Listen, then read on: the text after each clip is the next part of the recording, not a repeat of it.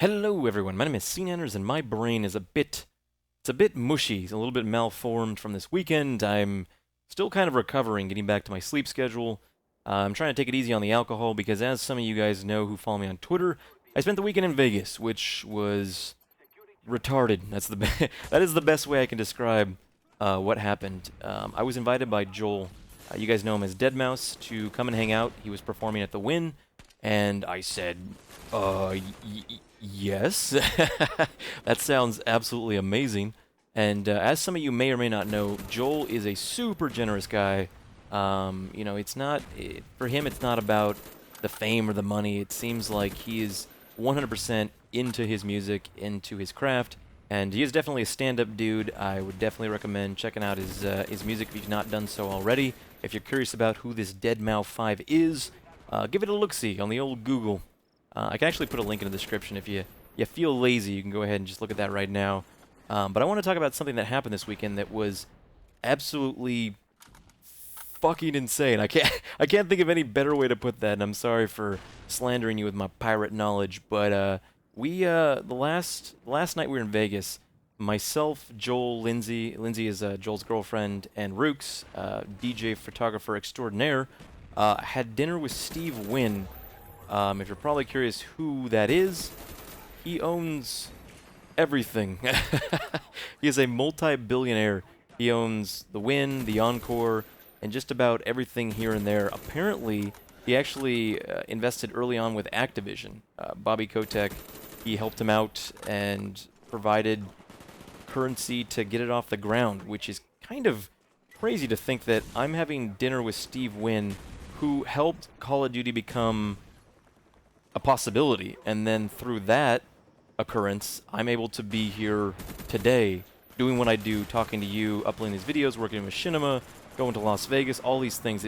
It was such a weird, trippy, spiritual experience that it's like now I am hanging out in Steve Wynn's private villa with like 3 Picasso paintings on the wall.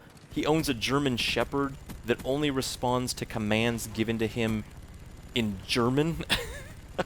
Which is insane. It just sounds like something you would write into some sort of fictitious narrative. It doesn't even seem like it's laughable to even say it.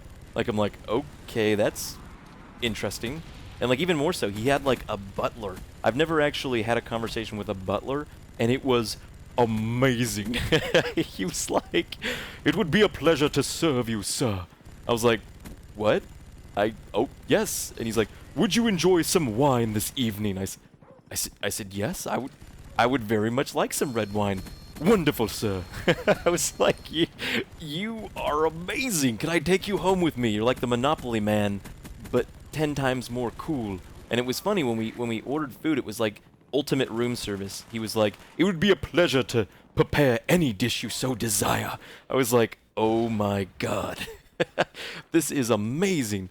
But beyond just the little German-speaking dogs and the butlers and the Picasso paintings, Mr. Wynn, actually Uncle Steve, as we like to refer to him, because we spent 5 hours like eating and talking about life, money, women, arts, everything. Like it was the most amazing experience to have like this conversation with this multi-billionaire and his perspectives on life. And I was like, I cannot wait to share this knowledge with everyone else, because there was one subject that I was just enamored about. Like we talked about the first night I was in Vegas, the first show at the Wynn, I saw the most beautiful woman I have ever seen in my entire life, and I was just captivated. And I was telling him, I was like, this woman was amazing. I started describing things about her, her attire, what she was like, and I was like, her energy was just so captivating. I was like, don't know what to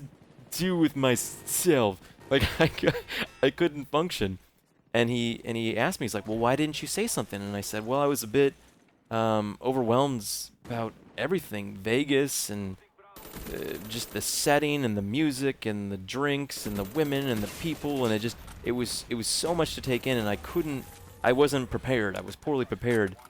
And he told me, he's like, "I'm gonna give you some advice next time this happens, so that you don't regret not having said something. You don't regret not making the right decision." I said, "I am all ears. You tell me anything you have to say right now, because I cannot think of anybody better to give me advice about life than somebody who has done so well for themselves.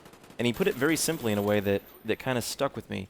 And he described any relationship, any conversation, any interaction with the opposite sex as an issue of frequency.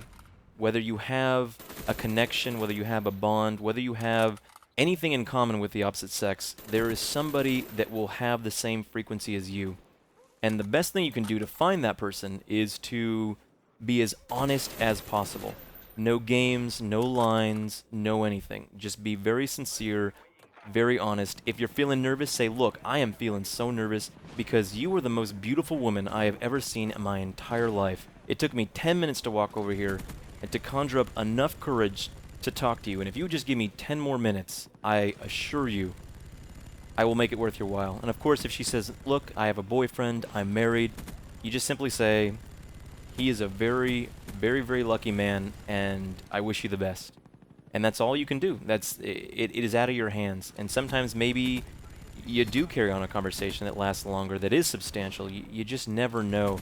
And I think that the most important aspect of the conversation was you should spend more time talking and less time thinking. And I guess that is, it does seem very obvious, but to hear it spoken out loud kind of gives you, hopefully, the confidence to say, look, I will never, ever again turn down the opportunity to speak to the woman of my dreams, because you never know. You just never know. And although you may feel intimidated, although you may feel nervous, who fucking cares?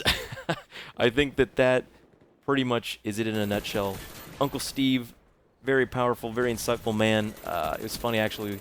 After dinner, we went to go see Afrojack, and I was like, I'm going to talk to everyone. Anyways, guys, if you want to hear more about Vegas, let me know. Hope you enjoyed this commentary, and yeah, I will see you guys later.